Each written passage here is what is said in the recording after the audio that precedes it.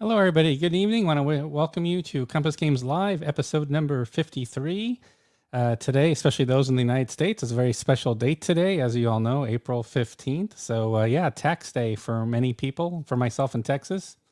We actually got an extension because of the ice storm and loss of energy and power. So, actually have a little bit more time this year in Texas to file the taxes. I'm not sure how it is for other states, but usually April 15th is a somber day here in the United States. So thanks to everybody for joining us from wherever you're joining us from tonight. As always, I'd like to go ahead and start by covering just the release schedule, as always. So hopefully you can see the screen okay here.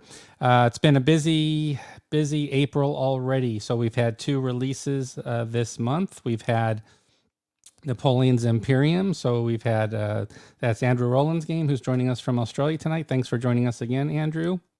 So Napoleon's Imperium, I've seen a few sightings of the game arriving at people's doorsteps. So that's exciting to see. And also received, fielded 1 or 2 rules questions as well for those that reached out to me directly. And Andrew jumped on answering those questions quickly. So thanks for that, Andrew. Also, sort of a surprise release was the second printing of Crusade and Revolution Deluxe. And that's going to be the theme of tonight's session. We're going to be speaking with the designer of Crusade and Revolution. He does live overseas in Spain. So earlier today, I had my chat with the designer, and we're going to be broadcasting that here in just a few minutes. So we'll be getting to that interview here shortly. No changes otherwise to the release schedule. So we still got a packed month of April. We're only halfway through with the 2 releases so far. We have Indian Ocean region up next, followed by Joe Bukowski's The Korean War. So that is the lineup for the rest of this month. And then you'll see from the homepage, it's been updated today. But same titles for May and June. We've got 3 releases for May and 4 game releases for June. So it's getting hot and heavy. It's getting pretty darn busy here for sure with these game releases, but we're definitely excited. Q2 shaping up for a really good quarter with all the games we're going to be releasing. And we're really excited to be able to do it. Also, as a reminder for those that subscribe, by hitting the subscribe button, it will take you to a page. You'll receive our customer newsletter, which we sent out earlier today in the afternoon. So again, we had 2 releases to announce. The Crusade and Revolution now shipping. That's the most recent release. That's the second printing of this deluxe edition, which we'll be talking to the designer. I'll be talking with the designer here in a few minutes. And then we have Napoleon's Imperium, which people have started receiving already. Those are our 2 releases for April so far. Also, we have our Kickstarter. So typically at Compass, we get that question a lot. How does Compass use Kickstarter? Or sometimes it's confusing because we have our pre-order page with these games. And basically what we do when a game's getting closer to release, we'll put it out on Kickstarter because it's a way to help get the word out. We have a lot of customers who actually might not pre-order from our website or maybe even visit the website very often, but they'll be on Kickstarter and they'll do a pledge there. So we've got our Kickstarter pledge, which you can actually just go over here and you can take a look. And also, as you scroll down, as always on our Kickstarters, you can also check out the rule booklet here. So we've got the rules of play. You can check those out. We'll talk about the game a little more in our next broadcast. Talk about, there were some minor modifications, very minor modifications made to the game. It's actually here. There's a section in the introduction in the rightmost column about this designer signature edition where we spell out what some of those changes to the game, and those were made by obviously the designer Joseph Bukowski with feedback from players and what he wanted to do. So he made some very minor modifications. A few counter ratings were changed. The table modifiers got some changes to them in the game. I know 1 map hex was fixed. I don't think it was even reported errata, but the road network on the west edge of the map was not quite right. So we fixed the road network. So I think we fixed at least 1 hex on the map with our updated edition. And then we go through all these other, there were many other changes that Joe made as well. But definitely check out the rules. Again, that's available on right here on our Kickstarter page to check out. And then again, we have our April specials. We have 2 specials available this month. So if you click on our news section of our website, you'll see that we have 2 Civil War games available. War for the Union and The Late Unpleasantness are both available at special prices. No coupon code required. Just you can order them, add them to your basket, and check out, and you'll save some money on some great titles. And then again, just a reminder, what's coming this month is, yes, we've got Indian Ocean region and the Korean War will be released this month. Obviously, if I refresh this page, my clock's going to run out because we're at 0 hour. We're broadcasting live now. If you got the newsletter, we always like to remind you what our next live broadcast is, which is this one right here. And then we did episode 20 of our town hall last Thursday. We hope you were able to join us on April 8th for that broadcast with Bill and Billy. And usually, we cover a lot of information. They showed a bunch of games like Korean War, and I think 1 or 2 other games they showed as well. I think Victory at Sea was another one they showed. So yeah, as always, a lot of fun. I also want to send out props to our contributors, those content contributors that are out there on YouTube. So I wanted to give a shout out to Mo's Game Table. So Mo just published today a very extensive, I think it's like a 2-hour, if I'm not mistaken, it runs for about 2 hours. No, I'm sorry, 48 minutes, so it got edited. So had a lot of footage, and it's about a 48-minute viewing of NATO, The Cold War Goes Hot. That's the designer signature edition by Bruce Maxwell. So basically, Maurice Fitzgerald sat down with Bruce Maxwell, the designer, and they go through one of the smaller scenarios. I believe it's Baltic Storm is the scenario, if I've got the title right.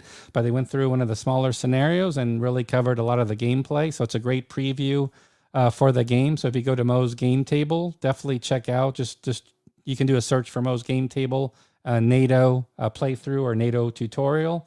And again, this was just fresh uploaded just earlier today. Also, want to thank Rob Oren, who does Tabletop World. He does quite a few reviews for us as well. And just appreciate he did a shout out to Compass Games, where he just shared some of the reasons why he appreciates the job Bill's been doing and Billy with Compass Games, with the numerous releases and different types of games. Euro games, science fiction games like Stellar Horizons, and he spent about 5 minutes just talking about what he considers some of the highlights that he likes about what Compass has been doing for the past year or so. So I want to give a shout out to Rob Oren. I think that was posted on his Tabletop World just a few days ago, I believe. So a lot of really nice coverage that we really appreciate. Now, I want to turn the attention to everybody that's joined us here. So I'm going to check comments here so we'll be able to take some questions.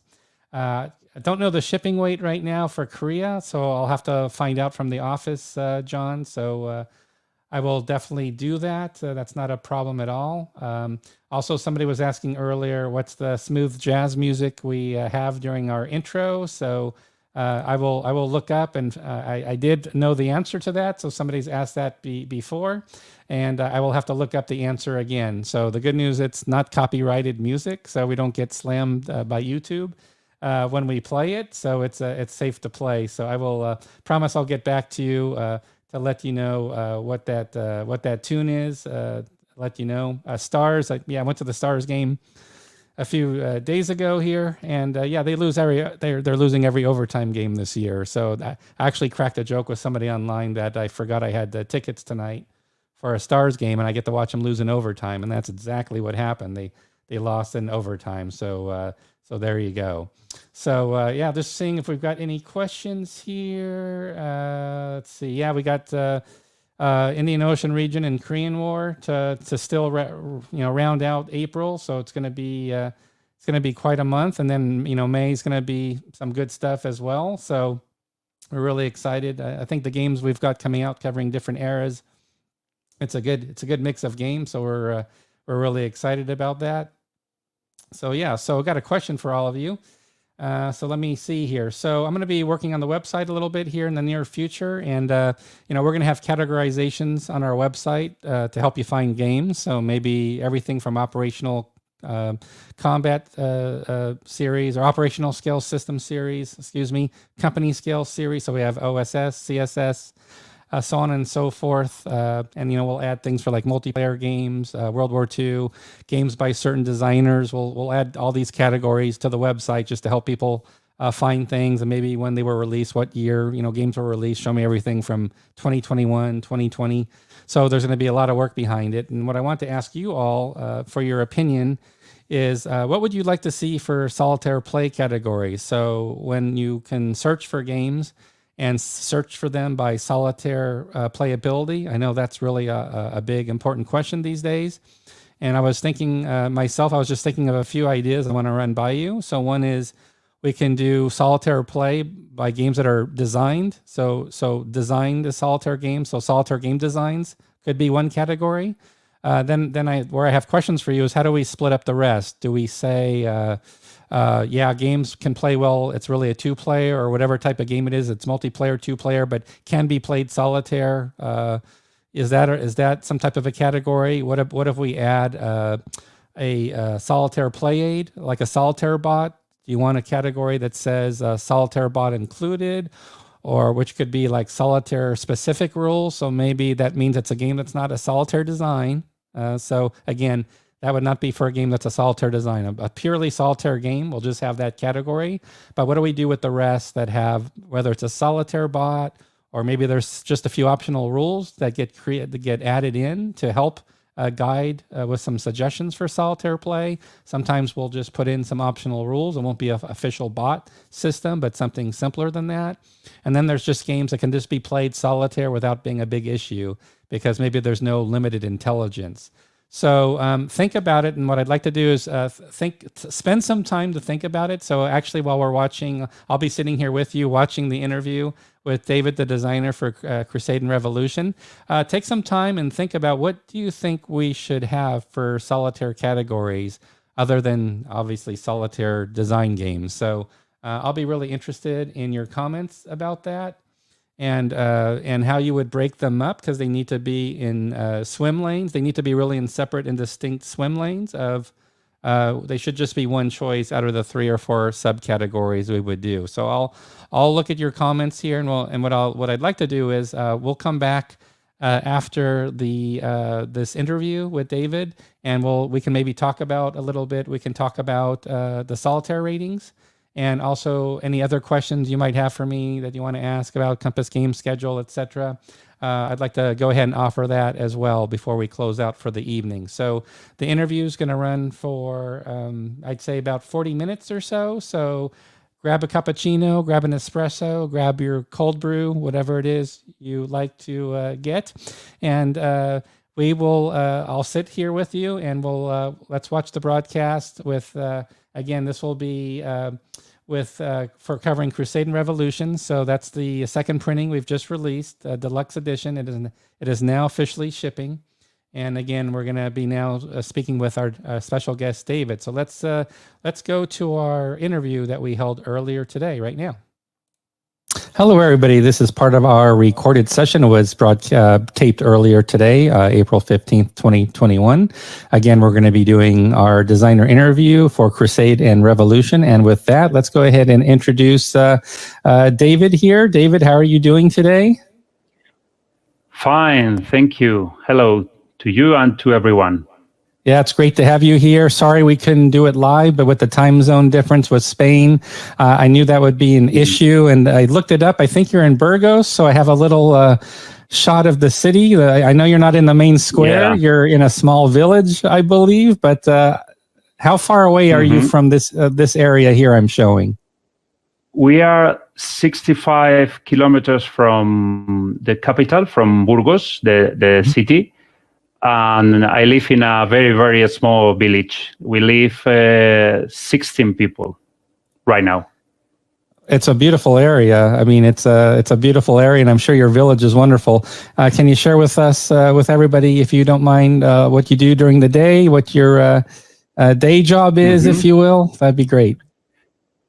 Yes, I studied history and worked as educator with youth people for nearly 10 years. But later I changed completely my life. I lived in San Sebastian, it's a town in the north of Spain.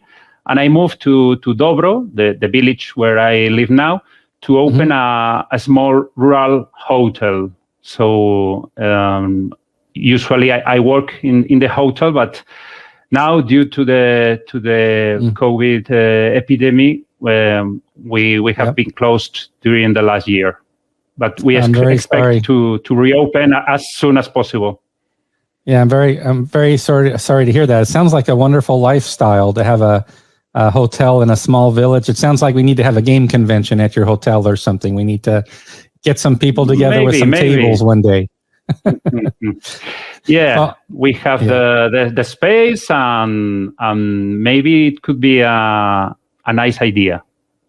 Okay, great. Well, before we talk about your game, Crusade and Revolution, want to get a little more background about your introduction to the hobby. How did you find out about board gaming? Was there a particular game you remember when you were younger? What age did you start? Just curious about that. I started playing war games later than other people, because I was about 25. I have played other different games. I started playing role-playing games and different board games, also games with miniatures. But I started later. So here in Spain, for example, when I talk to other people who are of my same age, they started with other games. But when I started about the more or less 2000 was the year. There were many different games. The revolution that we have lived during the last years had started. So I remember perfectly, for example, Path of Glory as one of my first war games. I have always loved card-driven games, as you may as you may think. And other card-driven games were, for example, Hannibal, or the 30 Years' War, Europe in Agony. But I also played other more common or more classic X Encounter war games. So I played everything, but I was lucky because there was a lot of offer of games at that time. Or the people who started earlier, they had, especially here in Spain, there were less games at their disposal.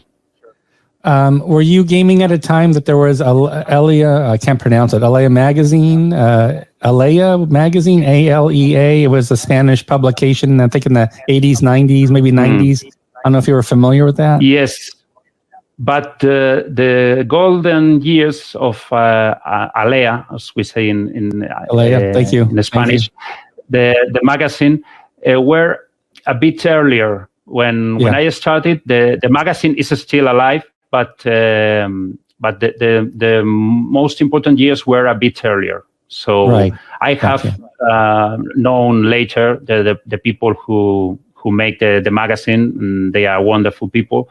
But as I have said, I when I was very young, I played other games. Gotcha. Great. Well, let's do this. I want to switch over. We're going to be talking about Crusade and Revolution here for a little bit. Before I start just doing an overview of the game with you, I do want to mention there has been some material already made available online involving yourself. So I want to make sure everybody here knows where they can find more information. Towards that end, I want to point out there was a YouTube video shot in June of 2014 by Marco Arnaudo. That was when the first edition of the Compass version, the first time the Compass version came out. Marco Arnaudo was doing a review of your game. It's actually nice to see. I've got a little, if you see the dashboard here off to the right, we got some metrics behind the video. So there's been nearly 5,000 total views of this review of your game. So just wanted everybody to be aware, if you do a search on Marco's channel, or if you just do a search on Crusade and Revolution review, obviously you'll find this this interview. And yes, I think it somewhat predates the deluxe edition that came out later, which we'll be focusing on today, but it provides some excellent background on the game. So I just want to point that out. Also, very recently, so this is still on the Console World News Desk, I believe, the very nice folks over on the Player's Aid, Alexander and Grant, they had this written piece that was done with you, an interview with you on Crusade and Revolution, again, now on the deluxe edition. And again, it goes through some good Q&A. See, this is how I cheated a little bit. This is how I knew about the village near you're a few kilometers from, and, I had some insider information, basically, because there's some good information out about the game already.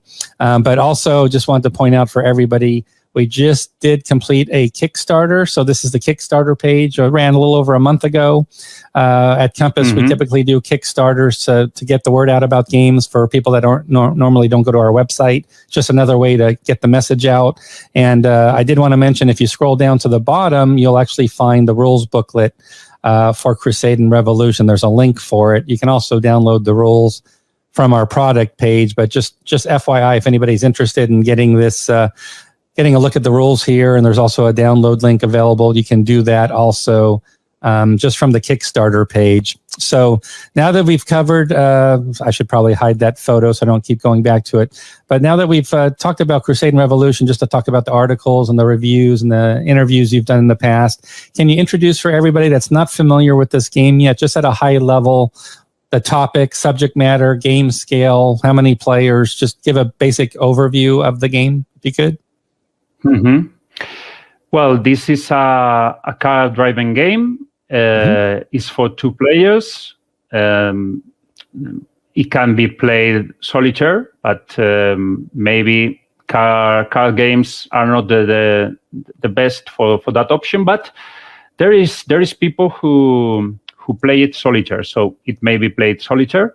The scale, I would say, it's strategic, but also operational. It's between those scales, because you must manage all the war, but you also have to plan campaigns in concrete parts of the front. So I would say strategic and operational.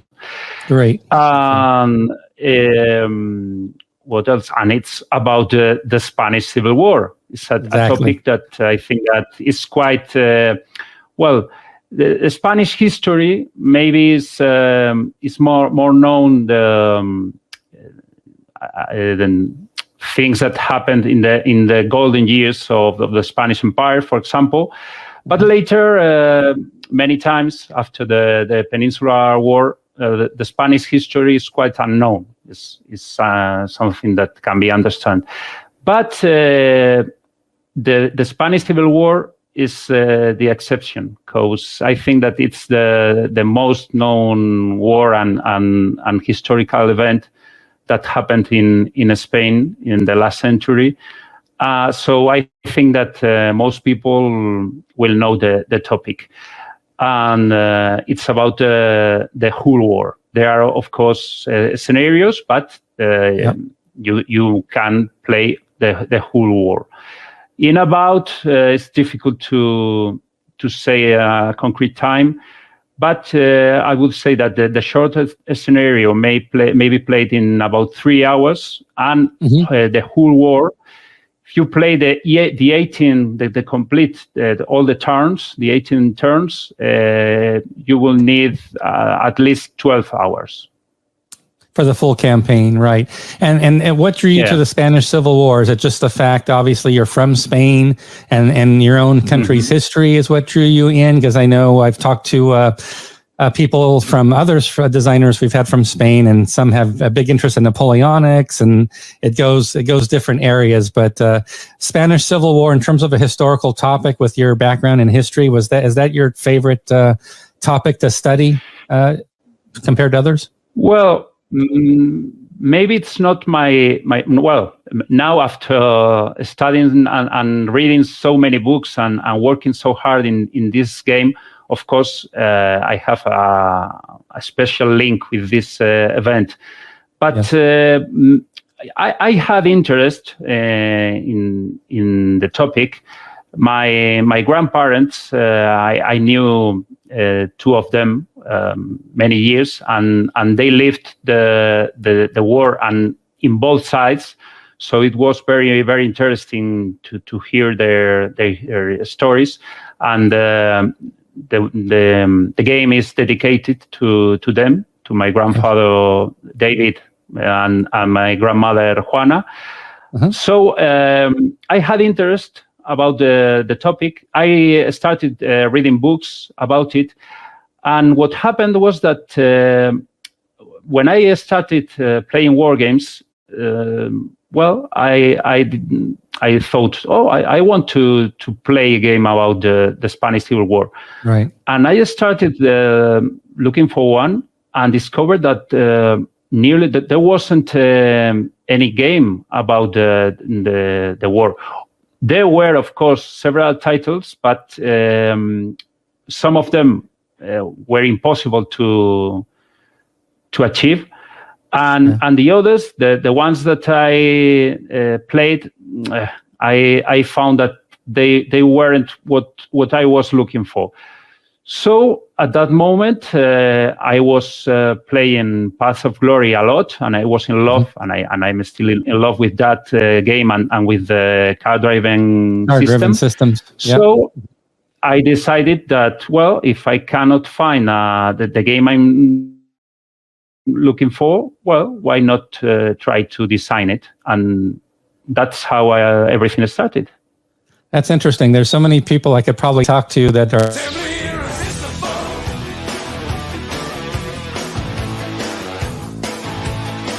Applebee's new Irresistibles, now starting at $7.99. Now that's eating good in the neighborhood. That you took where you just decided, you know what, I'm just going to design, I just have to design my own game on this topic. I haven't found anything that satisfies me for this style of game. And I'm sure from what I've read, Paths of Glory, as you mentioned, that, you know, the card-driven system is something you really like, which a lot of designers do. They come up with a system they really like, and then they'll put a topic on that. So it sounds like card-driven system and that Paths of Glory style of play is really where Crusade and Revolution sort of came together. But how many years have you spent actually? Was it a design you put together in 1 or 2 years, or can you tell us about the history of when you started? Yeah, nearly 10 years. But which makes sense because Paths of Glory came out a while ago. Nearly 10 years have passed between the year I started working on the game and when Compass Games edited the first, published the first edition. That was in 2013. So nearly 9-10 years before I started. Of course, I was. It wasn't the same amount of work every year. There was a lot of work in the beginning, but all the process took 10 years. After designing the game, I playtested it a lot.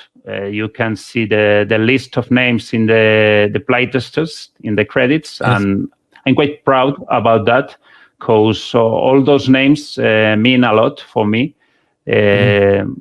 All this journey has been the best part of the game for me, knowing so many people and visiting other places and knowing other player groups. So and people also in other countries through the internet. So and all those people they added things to the game. So I think that it's a game that if it has now, because I have to say that most opinions and the things that people say about the game are good. That is thanks to all those people who dedicated their efforts at the time to help me developing the game. I mean, I know you had so many playtesters over all those years, and how grateful you are to everybody, and how you mentioned them.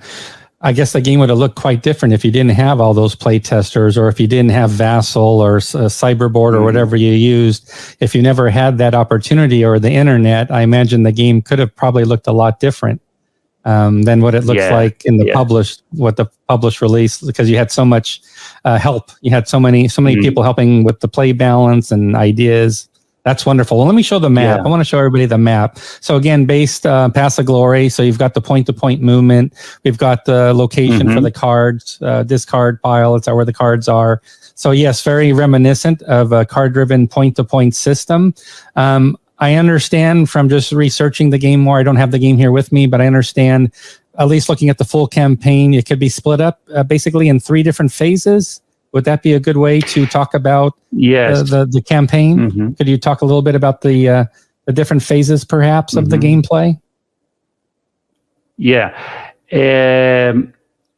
You must take into account that the Spanish Civil War is, every war has its own special aspects, but the Civil War is something a bit different.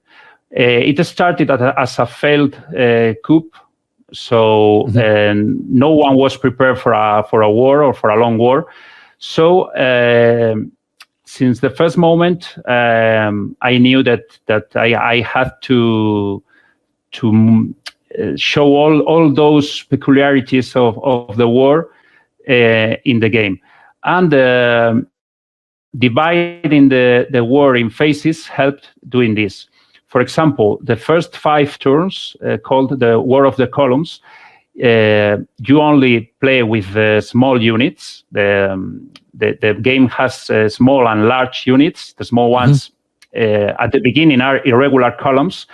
They would be at the end of the war divisions, and the large one are corps. But this isn't completely true, because in the beginning they would be like reinforced divisions, and finally they would finish being corps. So this was a problem. How do you show all those changes that are happening continuously in a game? So after researching and thinking about it, I saw that there were quite simple solutions, making with good use of those small and large units.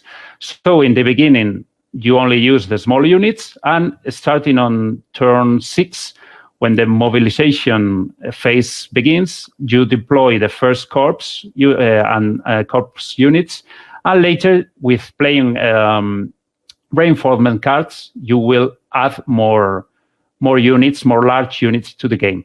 And this shows in a very easy and good way, in my opinion, how the war developed. Because in the beginning there were only few thousand of combatants in both sides, and later both sides, of course, had to mobilize their forces.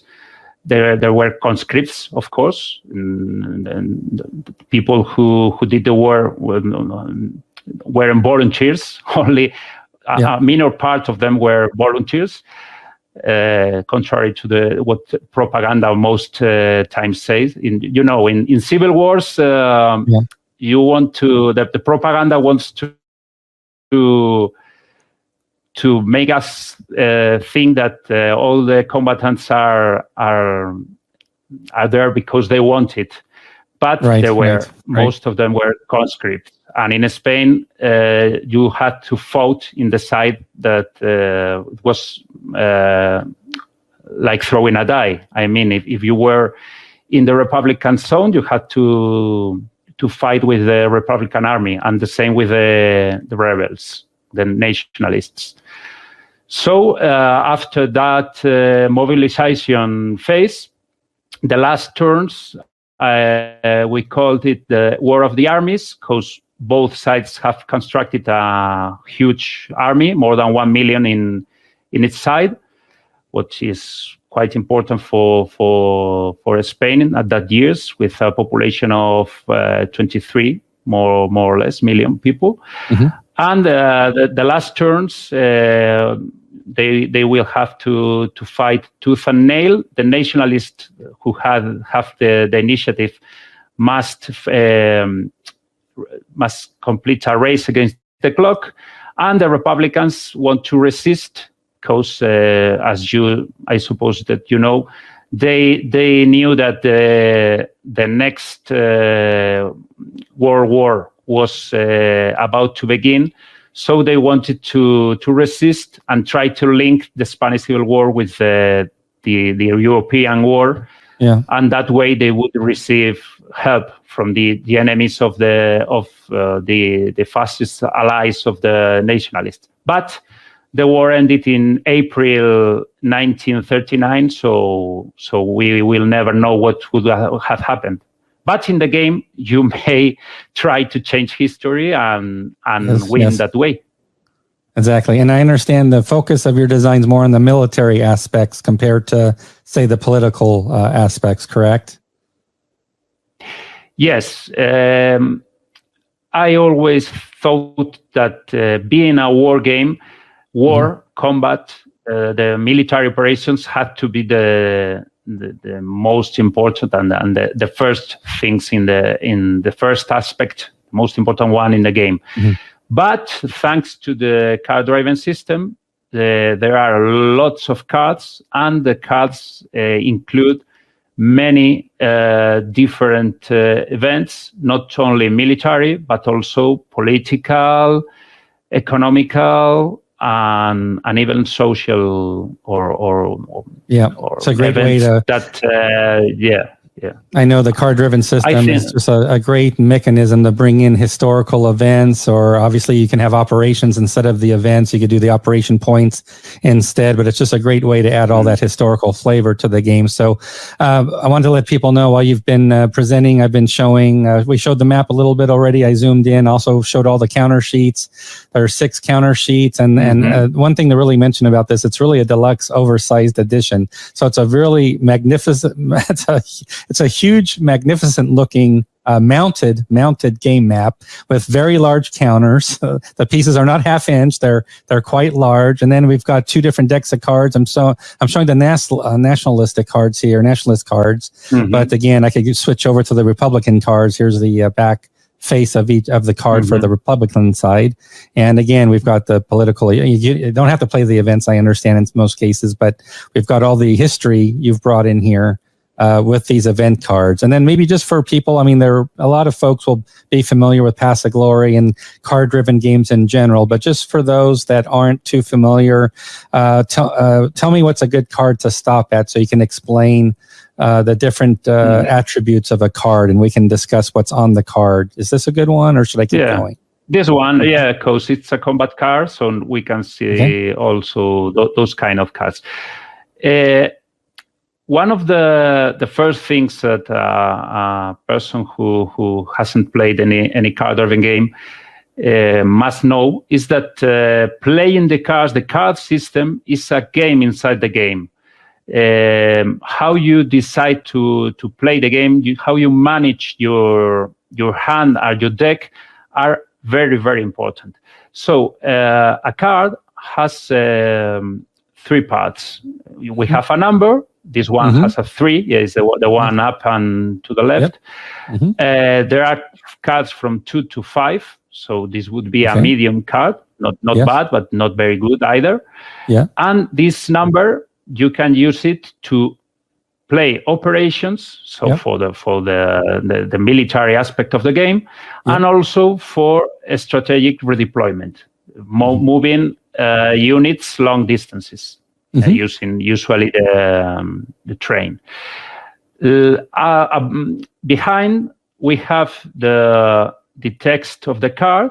Every card has a historical event. Sometimes, like this one, it may be a combat card. That is what CC means, up in combat card behind the number. The combat cards are events that you can use in combat. And finally, you have those 2 numbers, Republicans and Soviet. Those are the replacement points. So when you accumulate replacement points. You play the card as your RP, and you would note down the 2 points in this case, 2 points for the Republican, and 1 for one Soviet. Of course, the Soviet points, you will receive them only after playing the Soviet military aid. The Soviet Union was the main, the country that sent most aid to the Republican side, while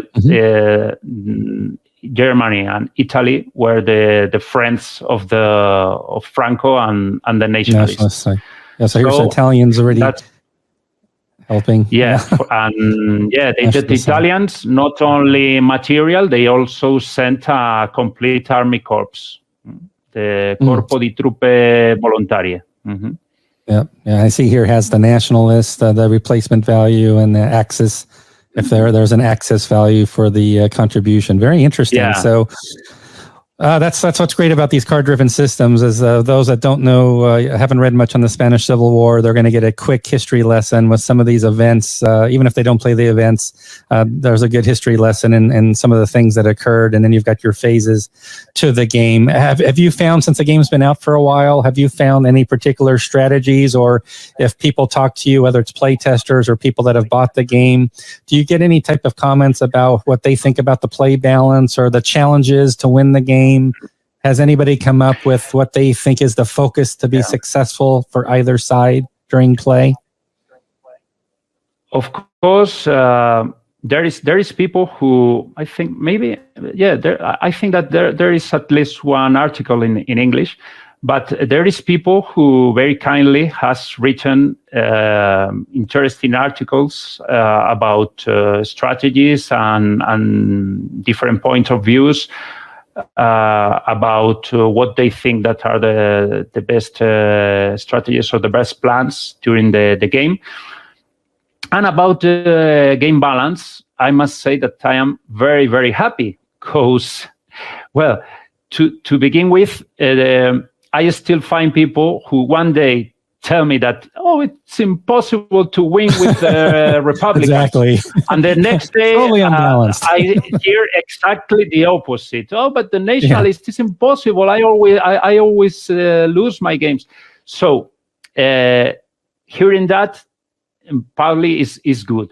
But if you hear to the players' opinions, and after so many games, because there have been thousands or hundreds at least of games during the last years, and I think that the feedback is very good, and that the game balance is good. It's impossible or nearly impossible to find a 50% the perfect balance, but I think that we are quite close. And it's always also good to hear that they are not only there isn't one perfect strategy or only one possible winning move, not for one or not for the other player.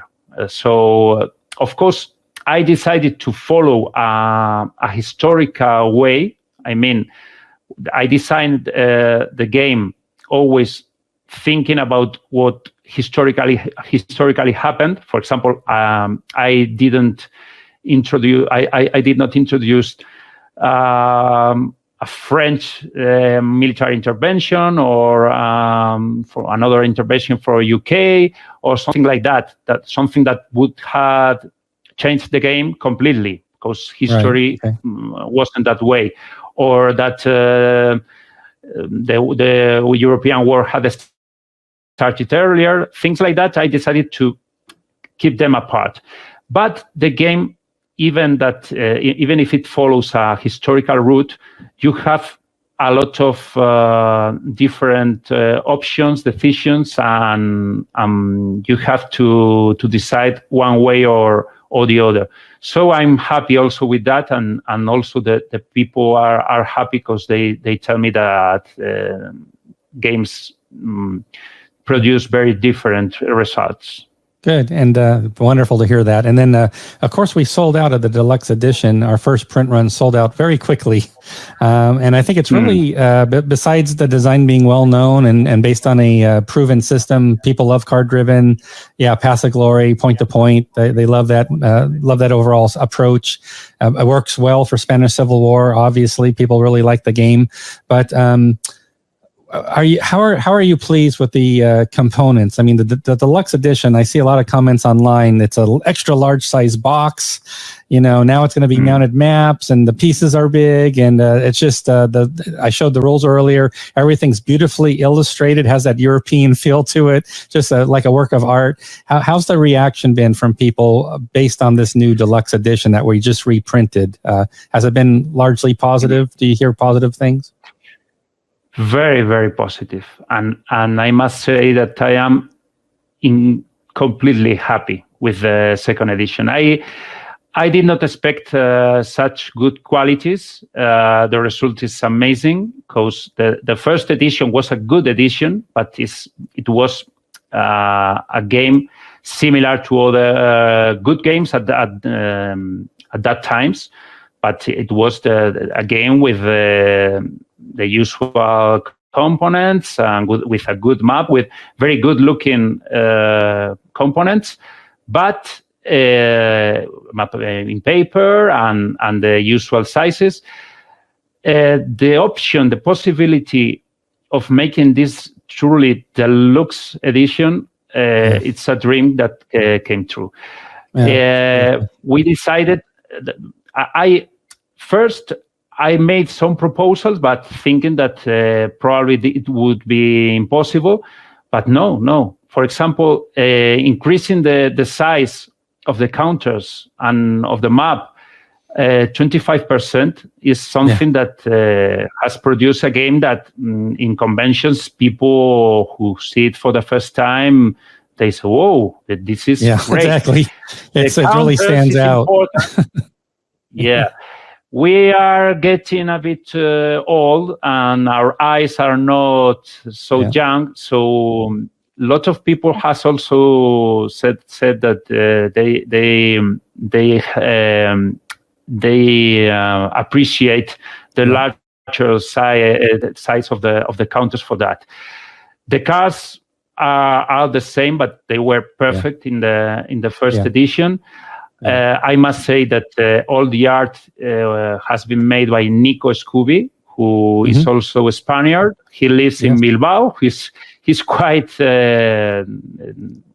he's quite close from my village and from my city. We are at about 100 kilometers. Oh wow! We have worked together. It was a pleasure to be able to visit him and to work with him side by side. That was a privilege also.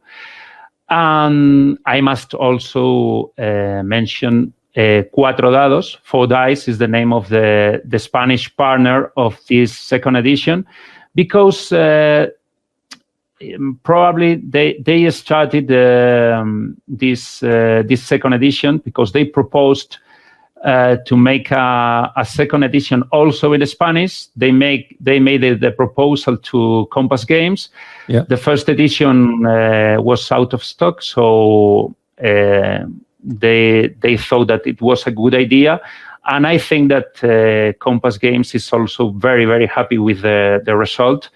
Because, I expect that the people who is listening to us and who later can see the game, I expect that they will agree with us that it's a very, very good edition. I'm very, very happy with it. Very, very happy to hear that. So since you're so happy, I have to ask this question, and maybe I'll make this the last question just because we've covered so much already. And that is, now that you've done this design, seen it come out in a deluxe edition, now a second printing with the mounted maps, do you have any plans, anything you can share about maybe doing another design, or could you share with us anything you might be doing next at all? Well, I am actually working since the last year, 1.5 years more or less, in another design. is another civil war, also in Spain. It's a game about the first Carlist War. That is a war that it's quite unknown.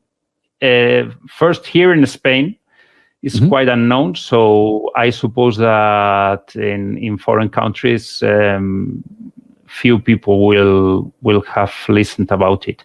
But it's a very, very interesting war. Well, the 19th century in Spain was an intense century. There were 2, 3, 4 civil wars before the one we know more, the one in the 1936. And I thought that there are conflicts that deserve a game. There is no game, at least at a strategic level, about that war. So I am working about it. The design, the first design, is finished, and we are playtesting it. As you know, playtesting is a very, very important phase for me. So we don't have. I don't have any date or any limit, so we will continue working on the game, and I expect to publish it with a Spanish editor called Bellica Third Generation, who also publishes the games in English. So in a few years, I don't know how many, I expect to have that game finished. Another game about the Spanish Civil War. I am You're cornering the market. You're cornering the market on the Spanish Civil War. Well, wonderful. Well, listen, it's been wonderful to talk with you. And I wanted to give you a chance for the last word, just in case there's anybody else in particular you wanted to thank. I know this was a project over many years. It's probably an unfair question to have you try to pick out a few people, but I know you definitely really appreciate all the help you received all these years with the play testing. So I'll give you the final word for any final thank yous, or maybe the customers who are going to have your game already or will be purchasing this new second printing. I'll give you the final word on that, David. Thank you. I cannot mention just one name. I mentioned Nico because, well, he's a graphic artist and all his work deserves that special mention. But there are so many names in the credits. I only ask people to have a look at the credits, and they will find dozens of names. So thanks to all of them. They have been a very important and key part of all this process. Thanks to the publishers, because without them this would have been impossible. And I prefer to leave things that way, because if I start mentioning only one or no other name, see, that will unfair be question. Maybe Exactly. Thanks to the people who play the game and who contact me and say that they are enjoying the game. After all, we do this because we enjoy creating things, playing games, and knowing that others share that enjoyment with us. For me, is very, very, very, very nice, and we do. After all, it's the greatest new or the thing that we it's more give us more pleasure. And I always enjoy how we have such nice international coverage with the designers from all over the world. I've just recently I interviewed somebody else from Spain for a Napoleonic game, somebody from Australia for a Napoleonic strategy game that he spent 35, 40 years of his life working on. So I haven't really talked to anybody in the United States really recently. So it's really wonderful to see the international influence of the hobby and great contributors and your labor of love, obviously, for Spanish Civil War. So now I think you can say you have a Spanish Civil War game that you would like to play, your own design. Yeah. You did it.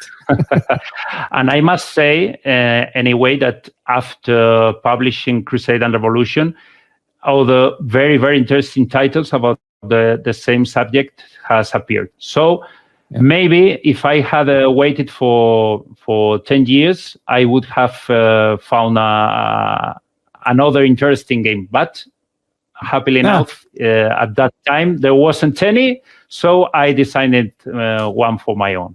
I think you just take full credit for what you did. You stepped up and you did it. So congratulations and thanks for doing it so we can enjoy the game. So we all benefit from your hard labor and, of course, everybody who worked on the project with you. Thank you so much, David. It was a pleasure to speak with you. Thank you, John. Apologies with the time zone differences. Just something we couldn't do in a live session because it would have been very early in the morning for you. But I hope this was good for you. And that definitely our audience, I'm sure. I know the pleasure was all mine, and sure the pleasure was for everybody to get to know you a little bit better. And I'm sure we'll see some further comments about your game as well. Thank you so much, David. Appreciate it.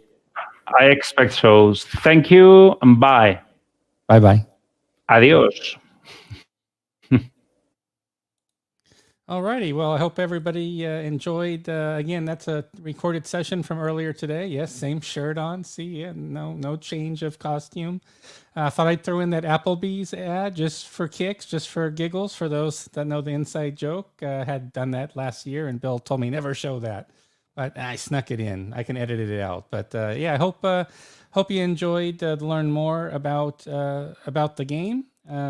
That is available. So again, Crusade and Revolution, you can see it's on sale. It's a little under 20%, between 15-20% off. You can still get it at the pre-order price. So it's still available, even though it's literally just shipping now. So just want to make sure that you guys are aware that it's really a deluxe edition. I wish I had the game here in front of me where I could really take out the mounted map board and show the pieces up front. I guess I should save that for Bill because Bill does such a good job with his unboxings. Maybe we'll save that with Bill Thomas. He's the expert at it. But it was just a pleasure to speak with him. Thought I'd just close here. If you have any final questions, I do have some comments here that I'm going to be reviewing as far as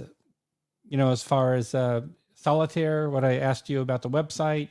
How should we do the solitaire categories? I'll go through and I'll look at your comments for that. Absolutely.